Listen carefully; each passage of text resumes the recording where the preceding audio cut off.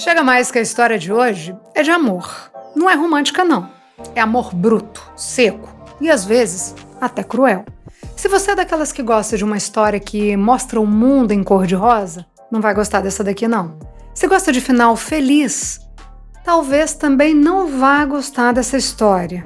Mas se você é daquelas que gosta de um final surpreendente, aí sim fica aqui a história pra você. O episódio de hoje tá cheio de reviravoltas, é plot twist atrás de plot twist, e o final não podia ser mais inusitado. Vou dar um spoiler. Essa história vai terminar em samba. Antes da gente começar, um recado aqui das parceiras do HI. A Kertz é um dos escritórios de nacionalidade portuguesa mais antigo do Brasil. Já passaram pelas mãos deles centenas e centenas de processos de brasileiros que queriam ir morar em Portugal. Brasileiros que foram através de visto de estudante, de processo por casamento, trabalho ou descendência. E, gente, eu tô falando aqui da empresa que fez o meu processo de cidadania, que ainda tá rolando, e de toda a família do meu marido. Sabe aqueles advogados que vêm conversar com você sem juridiquês? Sem falar complicado, fala de um jeito que a gente entende? Pois é esse tipo de profissional que vocês vão encontrar lá na Kertz. Além de toda essa documentação portuguesa, eles fazem também a documentação para Hungria, Polônia, Alemanha e Áustria. E na Itália tem a Grombone Assessoria, que faz um trabalho super interessante. É assim, olha que legal. Você tem um parente lá que fugiu da Itália por causa da guerra ou por qualquer outro motivo e não sabe onde nasceu. A Amanda faz o trabalho de levantamento no cartório. Ela vai de cartório em cartório descobrir na onde que esse parente teu nasceu e te fala como conseguir a cidadania. Os links para contactar as duas empresas estão na descrição desse episódio. E bora começar logo esse episódio? Então, segura que lá vem história. Seja muito bem-vindo a bordo. Estamos prestes a aterrissar em História de Imigrante. Hoje eu vou contar a história da Marta Aparecida. A história começa lá no Brasil, na década de 50. Marta Aparecida nasceu e cresceu numa vila militar do Rio de Janeiro. O pai era marinheiro e era um homem muito rígido. A mãe era uma mulher bastante conservadora e os dois não eram de conversa. Já Marta Aparecida não era uma criança... Como é que eu posso falar? Não é dessas que abaixa a cabeça e acata as ordens, não. Era questionadora e enfrentava os pais. O clima em casa não era nada legal. Quando Marta tinha uns 18 anos, ela teve um caso com um homem casado e engravidou. Foi um escândalo. Isso era a década de 70. Imagina, a filha de um militar, grávida, de um homem casado, vai dar ruim e não vai ser pouco. Bom, os pais da Marta aceitaram a gravidez, já tá grávida mesmo, né? Vai fazer o quê? Eles iam ajudar a cuidar do bebê, mas tinha uma condição. Marta Aparecida ia ter que trabalhar. Marta foi trabalhar de empregada doméstica interina.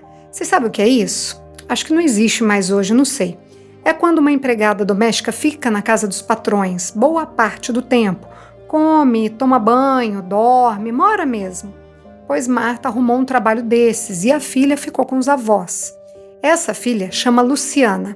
Marta quase não via a menina, só fim de semana mesmo quando tinha folga. Aí o tempo foi passando e quando a Luciana tinha uns 3 anos, Marta se envolveu com um cara e engravidou de novo. O pai do bebê desapareceu depois que soube que Marta estava grávida. E agora? O que ela ia fazer? A mesma coisa que fez antes? Entregar para os avós criar? Só que dessa vez o pai e a mãe da Marta falaram assim: mais uma vez não, já tô tomando conta de uma menina tua aqui, se vira com essa daí. Se vira com essa daí quer dizer tira ou cuida ou entrega para alguém cuidar. Marta saiu pelo bairro perguntando quem podia ficar com o bebê. Ela entregou para uma cabeleireira do bairro e nunca mais soube da criança. Só que aí nisso o pai da Marta pensou: ué, não tá certo isso de cada hora aparecer com um filho aqui não. Marta tem que casar. Mas casar com quem? O pai da Marta arrumou lá um amigo da Marinha para Marta casar. Na cabeça dele ia ser bom, porque esse homem já podia cuidar da Luciana também. Aí, teoricamente, o problema do pai da Marta estava resolvido. Tinha devolvido a neta, né, para Marta. Agora ela era casada, estava tudo certo. Só que esse homem, esse marido, começou a bater nela. A Luciana me falou assim: eu tinha uns 3, 4 anos e me lembro que ele não batia, ele massacrava a minha mãe todos os dias. Quando estava acontecendo essas cenas de violência em casa, quando o marido chegava bêbado e batia na Marta, a Luciana corria para a casa da avó, corria para longe, porque ninguém quer ver a mãe passando por isso, né? Ela falou assim: ele chegava em casa fedendo álcool, com aquela roupa branca de marinheiro, que nojo. Aí você pergunta, mas se os pais da Marta moravam tão perto, eles não faziam nada? Não intervinham, chamavam a polícia? Nada, isso aqui é década de 80. Vocês acham que alguém chamava a polícia para denunciar a violência doméstica? Na época falava assim: briga de marido e mulher, ninguém mete a colher, não é verdade? Não era assim que diziam? Bom, naquela época a mulher vítima de violência doméstica tinha 2 opções: aguenta ou foge. O que vocês acham que a Marta Aparecida fez? Fugiu, deixou a Luciana com a mãe dela de novo e foi atrás de um trabalho de empregada interina. Ela conseguiu um emprego, inclusive na casa aí de um pessoal famoso da Globo. Só que depois de uns meses lá, a Marta descobriu que estava grávida. Mais uma vez. Agora o pai era o infeliz do ex-marido. Era mais uma menina. O pai não quis nem saber da filha, isso porque era amigo do vô, hein? E acabou sobrando pro vô e pra avó cuidar. Mais uma criança. Bom, um tempo depois, acontece uma coisa boa. Marta se apaixona por um cara que tinha acabado de chegar do Nordeste. Esse cara é o Antônio. Antônio era um cara trabalhador, tinha condições financeiras para dar uma vida legal para Marta, e ali ela refez a vida dela. Foi buscar as filhas que estavam com a mãe dela, levou para morar com ela, e a essa altura, Luciana já tinha ali por volta de 10 anos. Marta estava feliz, porque ela sempre quis as filhas dela por perto. Ela não deixou com a mãe dela por opção, ela deixou por falta de opção. Aí a vida estava legal, família reunida, Antônio paizão para as meninas, até que Marta engravida. Mais uma menina.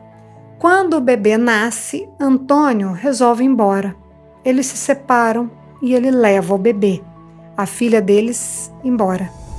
Marta fica desolada com as 2 meninas mais velhas. Durante todo esse tempo, mesmo quando eram os avós que cuidavam das meninas, quem sustentava as 2 era a Marta. Tudo que ela ganhava com o trabalho de empregada, ela pagava as coisas para as meninas.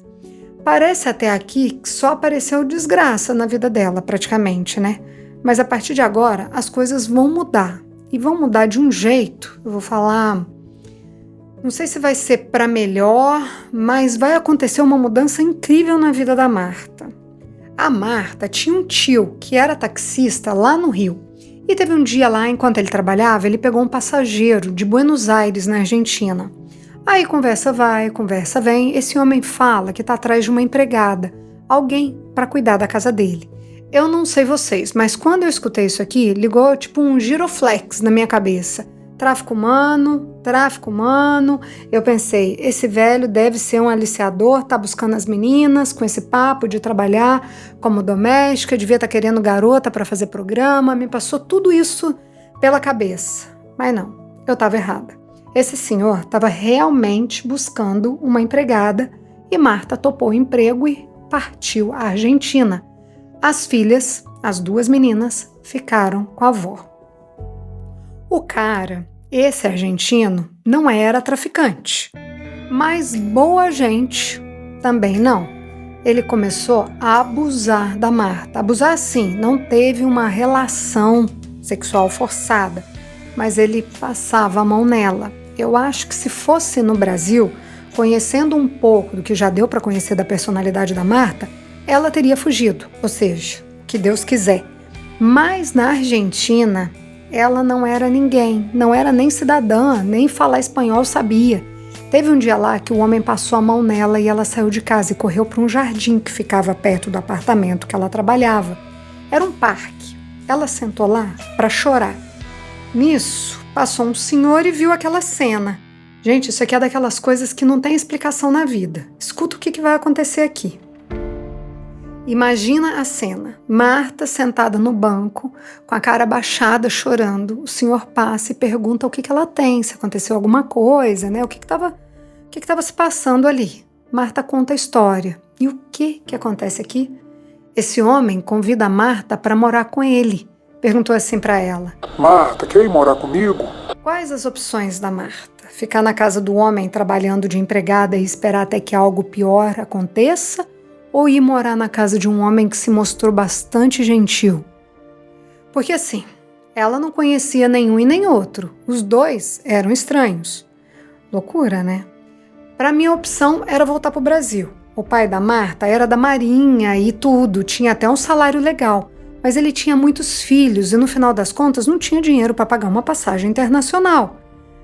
Aí Marta aceitou a proposta do senhor do parque, mas assim, ela não foi para lá para ser empregada desse homem. Ele convidou porque se apaixonou por ela mesmo. Pelo menos era o que parecia. Marta tinha 31 anos e esse senhor, 81. Eles se casaram. Esse senhor era viúvo 2 vezes e morava num bairro de elite de Buenos Aires. Marta saiu da condição de empregada doméstica para esposa de homem rico.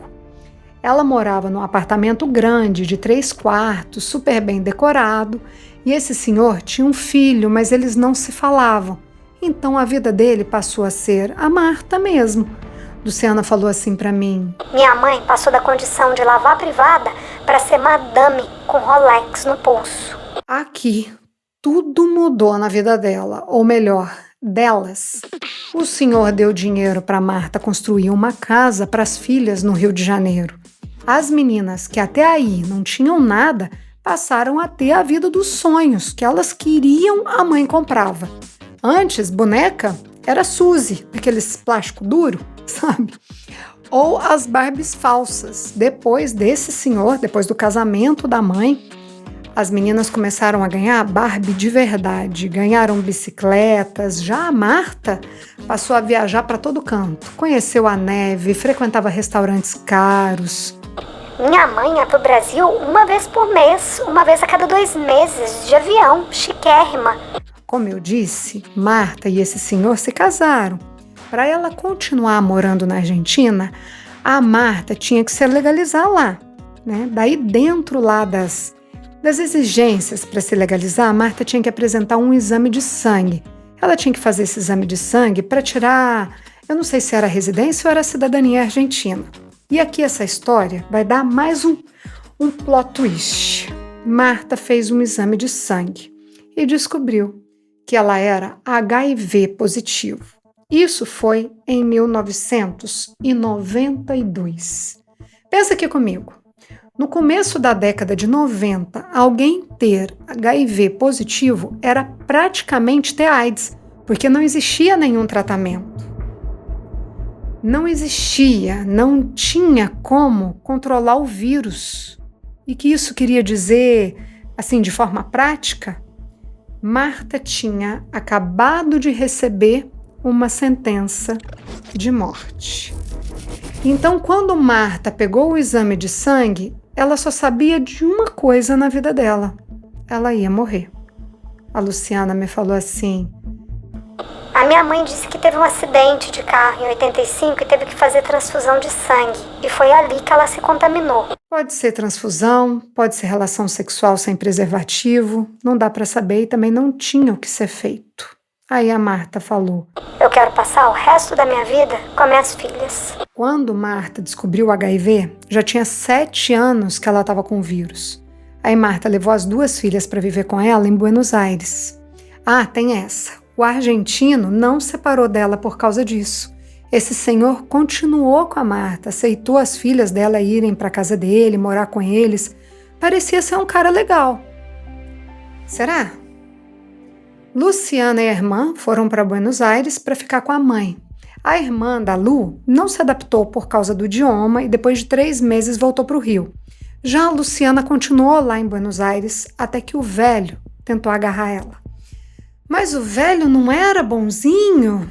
Quase um anjo na vida da Marta e das filhas dela? Pois é, quase. Ele tentou agarrar Luciana. Ele veio me abraçar, tentar me beijar, queria fazer massagem em mim. Eu dei um chute nele e pedi pra minha mãe para voltar pro Brasil. Quando isso aconteceu, a Lu tinha 15 anos e a Marta não aceitou. Foi pra cima do cara para proteger a filha e no final, Luciana acabou voltando mesmo pro Brasil. Ela voltou e escuta uma coisa curiosa aqui. Até ter o resultado do exame, a Marta não sentia nada. Ela não tinha dor, fraqueza, falta de apetite, nenhum sintoma da AIDS. Mas depois que ela soube da doença, ela caiu na cama doente.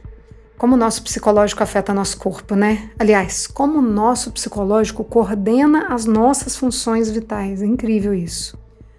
Bom, um tempo depois, Marta voltou ao Brasil. Ela se inscreveu num programa de testes. Acho que era algum tipo de medicamento que eles estavam testando e precisavam de cobaias. E Marta, então, voltou para ser cobaia aí desse experimento.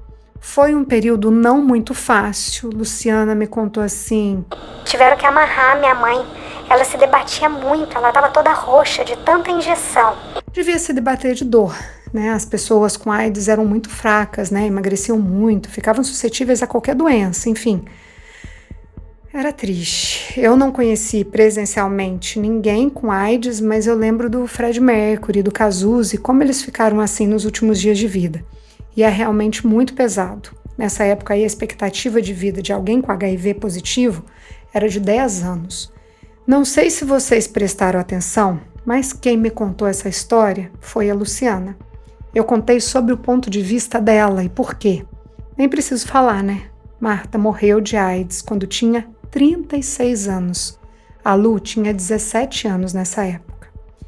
Depois que a mãe morreu, a vida das filhas desandou completamente, tanto da Lu quanto da irmã. As duas moravam na casa que a mãe deu, lá no Rio de Janeiro. O senhor argentino não pediu a casa de volta não, nada disso. Mas também não sustentava elas, e nem tinha, né, gente? Ele não era pai das meninas, não tinha nada que sustentar.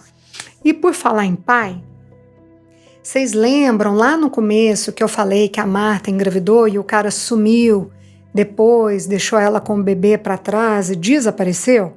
Pois é, que seria o pai da Lu, né? A Marta sempre dizia que o pai da Lu era um advogado e que morava em São Paulo. Aí, quando a Marta já estava super mal no hospital, ela contou a verdade para Lu. Disse que era um homem, um vizinho lá da Vila Militar. Morava a poucas ruas da casa que a Luciana foi criada. Aí, quando a Marta morreu, a Luciana foi atrás do cara. Ela tinha acabado de perder a mãe, sei lá. Devia estar procurando alguma presença de pai, né? Nunca tinha tido um. Talvez agora ele se sensibilizasse, de repente via que ela era uma moça formada e assumia a menina. Mas não foi nada disso que aconteceu. Lu foi até a casa do cara e ele falou assim... O que você quer comigo? Eu não tenho dinheiro, não. A Luciana virou as costas e foi embora.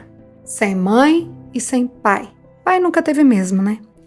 Aí, gente, essa história tem outros desdobramentos e esse aqui foi o que mais me chocou.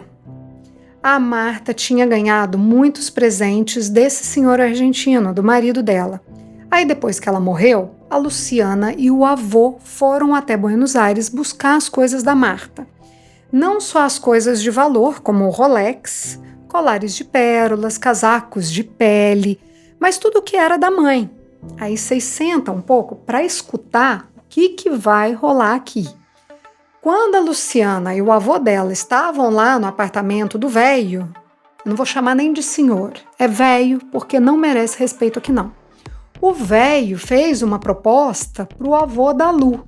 O argentino falou assim: Deixa sua neta morando aqui comigo que eu pago $1.000 para você por mês. $1.000 por mês para ficar com a Luciana. Vocês escutaram isso? A Luciana escutou e teve que traduzir, porque o avô não entendia espanhol. Quando o avô escutou a proposta de venda, ou, não sei, seria uma proposta de alugar a neta, o avô falou assim: Só não quebro a cara dele porque eu não tô no meu país. Se eu tivesse no meu país, eu dava uma surra nele. Eita, cá entre nós. Eu acho que esse velho não dava no couro mais não, mas eu acho que ele queria a Luciana para passar a mão nela ali. Que nojento. Aí depois dessa resposta, nada amistosa do avô da Luciana, o velho mandou os dois saírem de lá sem nada. Eles não puderam levar absolutamente nada da Marta com eles. Voltaram com a mão na frente e a outra atrás. A Lu me falou que essa época aí foi perrengue, porque antes as meninas ganhavam uma mesada da mãe, aí depois que ela morreu só tinha batata e arroz em casa para elas comerem. Tanto a Luciana quanto a irmã passaram a trabalhar, vendiam sorvete, trabalharam com telemarketing. E tem uma coisa aqui que vai fazer total diferença na vida da Luciana, tanto da Lu quanto da irmã.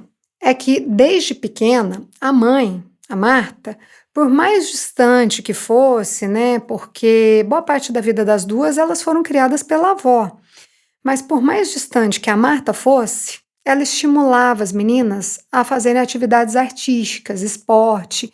Então a Lu cresceu dançando, fazendo capoeira, artes marciais, o que parecia lá na comunidade de graça, a Lu fazia. E por que eu estou contando isso aqui agora? Porque depois disso tudo, de perder a mãe, de quase passar fome, aconteceu uma reviravolta nessa história. E a Lu tem certeza que tem a mão da mãe dela. Ela tem certeza que tem a mão da Marta ali. Bom, a Lu estava lá no perrengue, ainda no luto da mãe, quando foi participar de uma apresentação de dança. Isso era a época de ouro da música brasileira, na época em que se faziam músicas assim, pau que nasce torto nunca se endireita, na época que todo mundo cantava no embalo do Seguro Tchan, Amarro Tchan. Tô zoando, mas é isso aí. Época do axé. E a Luciana dançava num grupo afro ali da comunidade. Ela dançava porque gostava, sem ganhar nada mesmo. Só que numa dessas apresentações, uma empresária da Portela, da escola de samba Portela, Nilce da Portela, essa mulher viu a Luciana dançando e chamou a Lu para ser passista de escola de samba em grupos de apresentação na Europa. Isso aqui, gente, dá quase outra história. Mas o lance é, a Luciana falou que tinha muitas meninas que dançavam super bem e tava uma febre para todo lado, era gente dançando o tchan, e a mulher, uma das pessoas mais importantes da Portela, da escola de samba, né, escola de samba tão grande, foi olhar justo para ela. Eu acho que foi a minha mãe ali. O pessoal aí da escola de samba pagou a passagem, a casa que ela ficou, a comida dela, salário, tudo.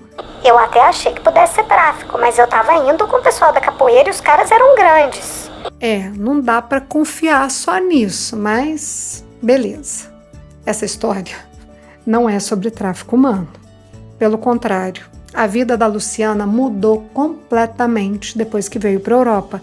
Depois de um tempo trabalhando como dançarina na Espanha, ela criou uma companhia de dança e trouxe a irmã também para viver aqui e trabalhar com ela. Quantas voltas deu essa história, né? Ufa, mas tem uma ponta solta aqui. Aliás, tem duas. Então, vamos lá. Onde estão as irmãs da Luciana? Aquela lá do começo, que foi doada por uma cabeleireira, Luciana foi atrás dela, tentou ali uma aproximação, mas nunca deu certo. Essa irmã sabe da existência da Luciana, mas não quis ficar perto. E, ok. E a outra, aquela que o pai era nordestino e que levou para o Nordeste depois da separação? Essa, a Marta, quando morava na Argentina e viajava para todo lado, nessa época ela foi ver a filha. Ela foi até o Nordeste visitar a menina, acho que até mais de uma vez. Essa menina acabou sendo criada longe da Luciana e da outra irmã, mas elas têm contato e hoje em dia elas se falam pela internet. Acho que agora as pontas estão amarradas. Temos um final aí. E eu tô louca aqui para fazer uns comentários. Vamos lá. Toda vez que eu escuto uma história, eu vou criando um roteiro mental, um roteiro aqui na minha cabeça. Quem é o herói, quem é o vilão e o que vai acontecer. Porque é assim que funciona um roteiro. Quem faz o bem e quem faz o mal. Só que tem histórias que fogem desse padrão e aí a gente pode interpretar de duas maneiras. Quando foge, fica mais difícil de escrever e ao mesmo tempo fica mais rico. E essa história é riquíssima, eu vou explicar aqui por quê. Gente, eu não vou dar aula de roteiro aqui não, só queria que vocês olhassem um pouco pelo ponto de vista que eu tive, eu não sei, talvez diferente do de vocês. Vamos lá. Vou começar pelo velho argentino. O cara foi bacana com a Marta. Viu a dor dela, se compadeceu, chamou para morar com ele. Ele, com 81 anos, eu sinceramente não consigo imaginar como é que era o casamento. Mas ele transformou a vida financeira da Marta e das filhas também. Deu oportunidades para Marta, para ela conhecer lugares, experimentar uma vida que ela nunca nem sonhava em ter. Ele seria o herói da história? Seria. Mas, por outro lado, ele era um safado que tentou agarrar, beijar a Luciana e, por fim, comprar a menina. Então, ele é um vilão? É. Marta Aparecida, como disse a Lu, sagitariana louca, saía com geral, engravidou de vários homens, doou a filha, deixou a outra para a mãe e para o pai criarem. Ela seria uma vilã? Mas aí essa mesma Marta trabalhou horrores para sustentar as meninas do jeito que deu. Todo o dinheiro que ganhava dava para elas. Sempre incentivou as meninas a investirem no sonho, no caso, a arte. E fez muito para dar uma vida melhor para elas e, de certa forma, acabou dando mesmo. Porque a Lu me falou que ela só virou dançarina porque a mãe falava que ela tinha jeito para coisa. E, por fim, os homens da vida da Marta. Esses aí não tem nada de heróis, não. Quem ouve só a história da Marta muitas vezes vai falar: nossa, engravidou solteira, deu a filha, que responsável. Muita gente pensa assim. É comum pensarem assim, mas não é para ser normal. E porque a gente sempre cobra da mãe, né? Sempre cobra da mulher. Vamos pensar diferente aqui. E se o primeiro homem, o pai da Lu, tivesse assumido ela? Se os dois tivessem casado? Porque naquela época a solução era casar. Será que tinha acontecido tudo isso? Eu duvido. Mas a gente cobra da mãe. A mãe que se vira nos 30, que acerta, que erra, mas que tá ali tentando, mas não cobra do pai. Um pai que fez igual o pai da Luciana. Veio aqui pedir dinheiro, ou outro, que era violento. Queria só acabar com essa reflexão. No final, na nossa vida, a gente sempre é um pouco de herói e de vilão. Homem que abandona a mulher grávida é só vilão. Já falei demais. Se concorda comigo, dá um like. Avalia a gente no Spotify, no YouTube. Depois de curtir, clica ali no Hype Points, que é aquela estrelinha, o botãozinho que fica do lado de curtir, isso no YouTube. Eu acho que tem uma estrelinha lá. Clica ali que a gente ganha mais pontos e o vídeo tem um alcance maior. Quem sabe não chega no ouvido de um homem que está precisando escutar uma história dessas. E se não concorda, comenta aí, dá a tua opinião. Vou colocar lá no nosso grupo do Telegram fotos da Marta e claro que também tem vídeos da Lu sambando. Pensa numa mulher bonita. O link está na descrição desse episódio. Essa foi a história da Marta Aparecida. Até a semana que vem. Todas as histórias que contamos aqui são reais, algumas delas são anônimas.